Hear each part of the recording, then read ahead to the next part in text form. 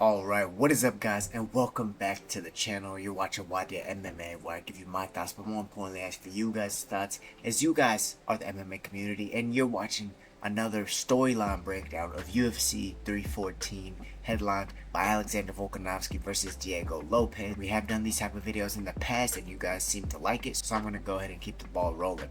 And for UFC 314, we have to start at the whole card overall. How good is this card? Because in my opinion, this thing is absolutely stacked. So if we look at the card from the bottom to the top, we have a bunch of exciting fighters on the early prelims like Silva, Tresean Gore, Cedric Dumas, Mihail Olszewski. Those people are all very exciting. However, we have really good matchups on the prelims as well. Darren Elkins versus Julian Erosa, like that could be fight of the night potential. They both take a lot of damage. Chase Hooper versus Jim Miller, submission of the night potential. Virna Jandiroba versus Yan Xiaonan, very important fight in the straw weight division between a nasty grappler and a nasty striker. Sean Woodson versus Dan Ige, that's a big of a fight too. I mean, like the prelims could be like a main card on a fight night.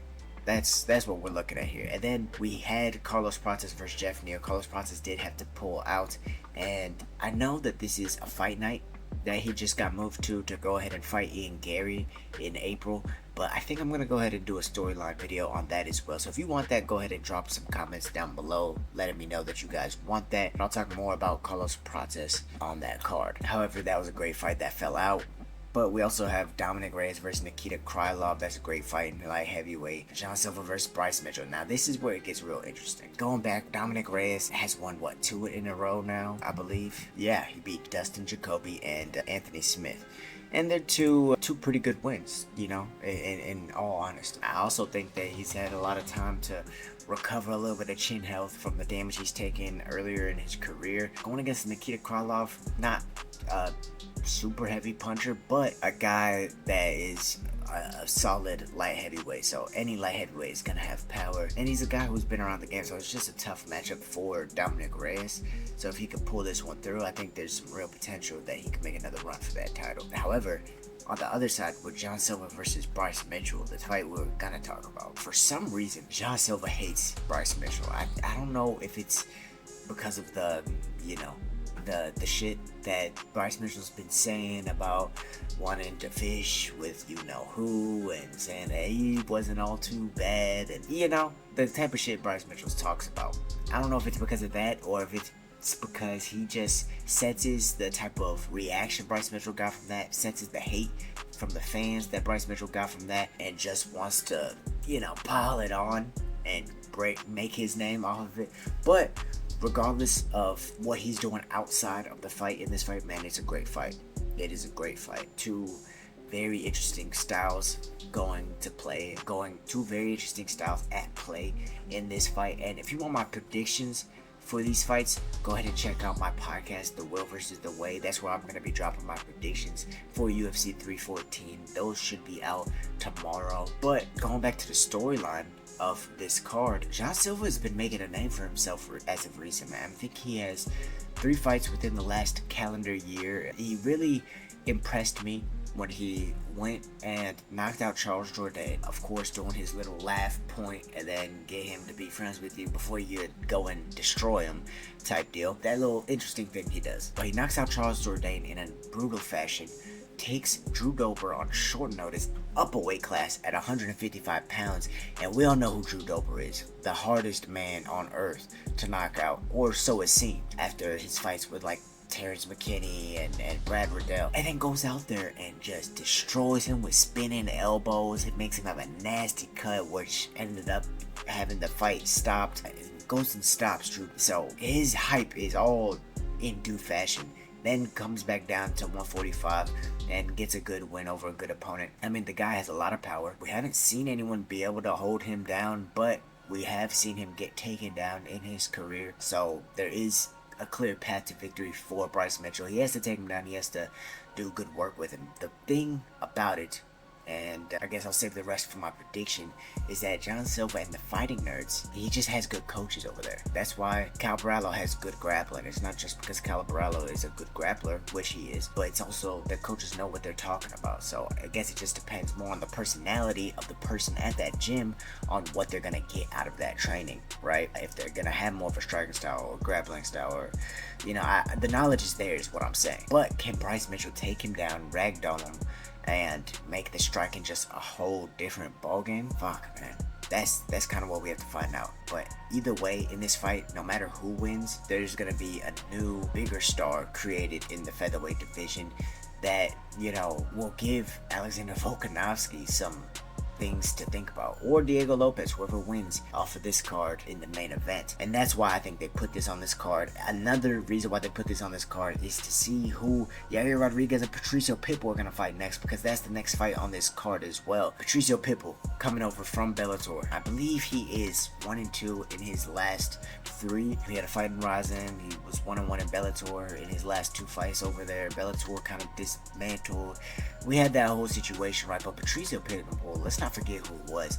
He went all the way from 135 to 155, becoming champion in Bellator. So 3 weight division world champion. He beat Antonio McKee, one of the best featherweights on planet Earth. He beat Michael Chandler, one of the best 155 pounders on planet Earth. Knocked Michael Chandler out, actually. And that guy, again, this is a guy who came up from 135 pounds, where he also had the belt. So Patricio Pitbull is nasty. At least in his prime he was. He is a little bit older now, and we know how the smaller guys age, right? They age horribly, like spoiled milk. But he's fighting Yair Rodriguez, and Yair Rodriguez, goddamn, they did not give him an easy fight going into this. The UFC really wanted to either just destroy the Bellator name, or they have some hatred against Patricio Pitbull.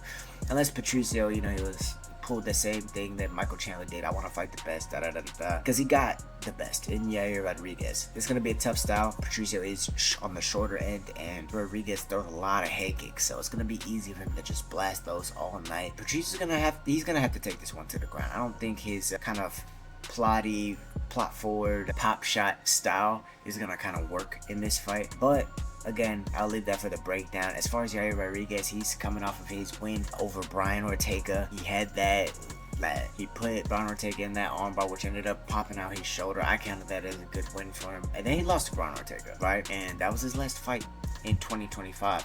Now, the one problem I have with Yair Rodriguez is that it seems like he does not fight enough, man. I can't remember the last time he put together more than 2 fights in 1 year. And I think that the reason is because he does deliver, but also take a lot of damage in all his fights. Think about his Max Holloway fight. Think about his Korean Zombie fight. Think about his fight with Alexander Volkanovski, his fight with Josh Emmett. Those are Jeremy Stevens. Those are brutal fights. Even if he's the one dealing the damage, kicking that much, kicking that hard, it puts a lot of wear and tear on your bones, right? But yeah, he's welcoming Pitbull to the UFC, and I don't want to take too long on this video, so we're gonna go ahead and start talking about Michael Chandler versus Paddy Pimblett in the co-main event. Like I said, this card is stacked. I mean, listen to the fights we just named, right? There's a lot of hype behind it, a lot of anticipation for these fights. Michael Chandler, dude, honestly, I think this is the best match-made fight on the card, just because it's a great development fight for Paddy Pimblett. And I'm not saying that in a disrespectful manner. I mean, let's have you look at my face real quick. What I mean by developmental fight is Paddy Pimblett has to show improvement in his game, in his philosophy, in order to beat Michael Chandler. That's the only way we're going to see him in a title race. He's not going to be able to play this stay in the pocket with my chin up kind of game with Michael Chandler. He's not. He's going to have to correct that. Even though he just fought Bobby Green, had a good win, and everyone kind of forgot about him leaving his chin up in there, he still left his chin up in there against Bobby Green. Bobby Green just fell into a takedown, or really it's a submission. But I think that either Paddy's gonna have to keep his chin down in this one, or he's gonna have to show that he can really just take someone down, ragdoll them, and beat them up like that, or at least implement enough good, decent striking from a distance to be able to time a takedown, right? So he has to either show him he has to show some sort of improvement, whether that's in IQ or in technique, in order to get over Michael Chandler, because Michael Chandler's going to do what he's going to do. Yes, he might play a little smarter than his last ones because he's had, I don't know how many in a row to where he's just making dumb decisions. But we know that he hits hard. We know he has big looping overhands and big left hooks. How many times are we going to count on that in a row for Michael Chandler? I don't know. But he can hit a man with his chin up. We know that for sure. Not only that, but Michael Chandler brings a great wrestling base. A D1 All-American, I believe. And so he's going to be a tough guy to take down. And a tough guy to finish, too. I mean, Charles Oliveira couldn't finish him, right? On the ground. And he had his back how many times in those 2 fights. So I think that he's going to be, like I said, Paddy's going to have to really impress some people in order to finish Michael Chandler. And that's why it's such a great match-made fight. Even on the other side, because Michael Chandler is going to have to show that the new guard's not ready to come in yet, that he has enough experience to not be a fan favorite all the time, and to maybe take him down, control him, not put himself in any danger, make it a boring fight, still do some damage, still maybe want to keep it on the feet, but implement enough wrestling to get him more defensive in the grappling department than offensive, and have a smart win. I think that he really needs that at this point in his career. If he's going to be looking forward to more big fights, like I don't even know, not a Charles Oliveira trilogy, but any fight toward the title that he's looking at, that he wants, that's going to pay him a lot of money, he's going to have to show improvement as well. So, like I said, that's maybe the people's main event. However, moving forward into the main event, Diego Lopes versus Alexander Volkanovski. Now, the story in this one, unfortunately, will forever be what ILIA TOPURIA could have been at 145 pounds. He effectively is doing kind of what Conor McGregor did in his own way, in his own manner.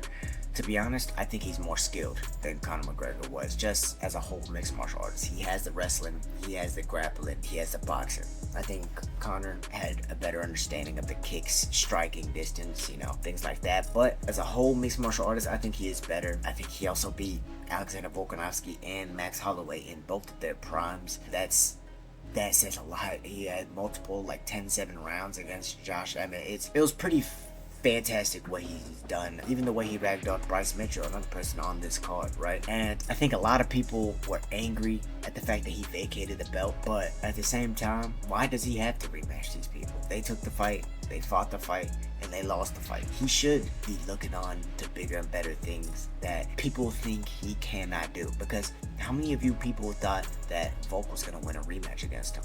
Raise your hand. How many of you people thought that Max Holloway would win a rematch against him? Raise your hand. Max Holloway even said he's moving up to 55 for sure because his weight cut wasn't the best. I think the best competition for him in that weight class was gonna be Diego Lopes, because you have to fight this guy. You can't try and point fight him, and that's kind of what Volk tried to do that first time, and that's why he ended up getting caught. So yeah, now he vacated the belt, he moved up, he wants that Islam fight, and it leaves the featherweight division in a little bit of this type of situation. Alexander Volkanovski is now taking on Diego Lopes for the undisputed title, and Mozart Evloev is still not next in line for a title shot. Volkanovski, I think if he can have the confidence, the swagger, but also the ability to stay on the outside against Diego Lopes while implementing just wrestle jitsu, not even trying to keep Diego Lopes on the ground, then he could win this in a unanimous decision, I feel like. But, and that's a big if, because Alexander Volkanovski with a chin, Alexander Volkanovski with his confidence, not hesitant. He was one of the greatest featherweights of all time, if not the greatest featherweight of all time, right? Great wins against Jose Aldo, Max Holloway, Chad Mendes, Yair Rodriguez, even against Islam Makhachev. But losses do change a fighter. Age does change a fighter. And Diego Lopes has fought 7 times in the last 2 years. I mean, very, very active. And his 2 favorite strikes are a right uppercut, a right overhand. We know that Volk is susceptible to not only both of those, but also head kicks. Dude, I just think this is a very dangerous fight. He's a dangerous opponent for anyone, because I think if there's a finish, it's more likely that Diego Lopes finishes Alexander Volkanovski. But if you don't, this dude has an amazing story, and I'm actually going to be reacting to that story very soon. There's a video I want to react to and watch about him. But this guy came from nothing. He fought his way up on the regional scene. I mean, over 20 fights on the regional scene. He is like a 3rd degree black belt in jiu-jitsu. He knows how to fight. I mean, there's no point fighting aspect to him. He fought that Ige on like 4 hours notice. The dude is an absolute savage, not scared of anything, and he really believes that it's his time. So it's another guy, another young dude who's gonna be fighting Alexander Volkanovski, who has a high finishing potential. That Alexander Volkanovski can be technically outpointing until he gets caught, and there's 5 rounds for that to happen. That's how I'm seeing this fight. That's how this fight is gonna be remembered in history beforehand. Afterhand, I don't know. That's what we're all waiting on, right? But beforehand, that's what scares me about this fight, because we all love Alexander Volkanovski. He's the fan favorite. It took a long time for us to really enjoy him whooping Max Holloway's ass. It took a long time, but he eventually beat it into our skulls that he's actually an enjoyable fighter to watch. He had those crazy performances against Islam Makhachev and Yair Rodriguez. However, lately, it hasn't been too hot for him. Is it coming to an end for Alexander Volkanovski, or can he become the 2-time featherweight champion of the world? Only time will tell. Guys, let me know your picks for UFC 314, and let me know what you guys think about the storyline of this card, how this card is going to be remembered in history with these matchups that we've just laid out. But with that being said, thank you guys for tuning in to Why Day MMA. Don't forget to like, comment your thoughts down below, and I'll see you guys in the next one. Peace.